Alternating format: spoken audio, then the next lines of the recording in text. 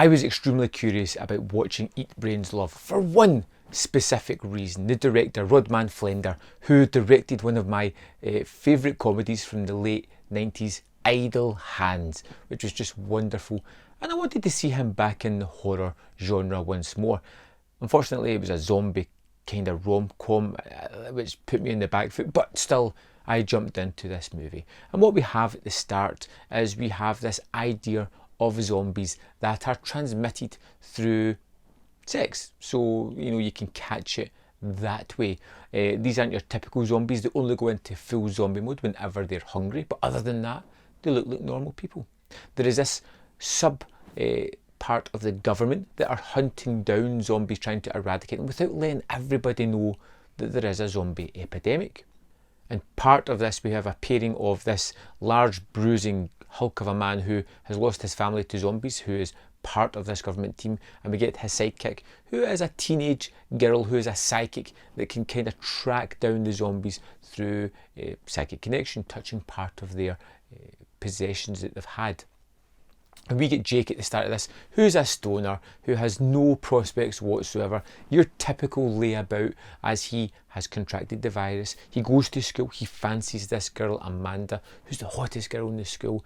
She's not feeling too well either. And during the cafeteria, they both turn into zombies and just decimate a lot of the school, which brings the government agent down hunting for them, and they have to go on the run.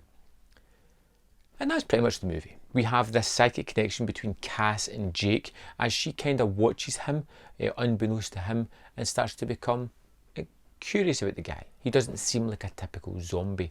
He seems nice. She kind of has an attraction to him. We get this road movie between Amanda and Jake, who are kind of really opposites, but they come together because they're put together in this situation. They start to learn a little bit more about each other. And the movie is a little bit like Warm Bodies, just not as funny. It doesn't really have the laughs that you're hoping it's going to have. It doesn't have that drive of story that really pushes it forward or makes the narrative move at any kind of pace. It looks fine, the gore is somewhat there, but it just seems lacking. And it's really kind of disappointing to say that, really. It's a movie that feels like a pilot of a TV show. You feel as if there's more to come after this, about another 20 episodes of TV just garbled stuff. It doesn't feel like a movie. It doesn't feel like a contained story. And I understand this comes from a novel, so there's probably more in the series, which I don't know much about.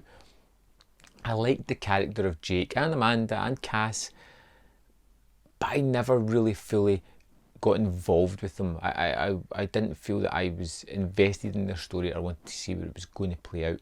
I roughly knew what was going to happen all the way through the movie, and it didn't really offer much in the form of surprises. There is a bad guy who is Cassie's boss in the government agency, because there has to be someone to root against, some antagonist that we have to hate and hope that they beat at some point. But the movie's just, yeah, it's fine, I suppose, if you're willing to give it a little bit of leeway, but it's nothing extraordinary. I'd say it's if you are a zombie fan and you feel like you have to see everything that comes out, by all means check this out. If you saw Warm Bodies and you hated that, stay well clear of this. You're not going to get anything new, and it's not going to look as good as that movie. It feels very short on a budget. It's very contained within its scenes, and you don't really see much other than open roads or the odd couple of rooms. But that's not the movie's fault. It's just disappointing.